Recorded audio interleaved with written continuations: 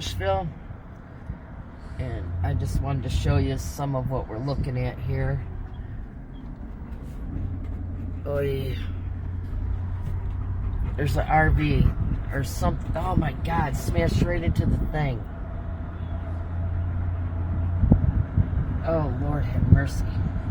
These poor people. We're going to see Paul's dad in the Asheville Mission Hospital. And we were nervous about the roads we were going to be going on. There's nobody behind us. Go slow right here. This is actually a park. Look at that, trees down everywhere. I would have never come here if his dad wasn't in the hospital. Okay, get the wheel for me, sweetie. Got it. All right. Yep.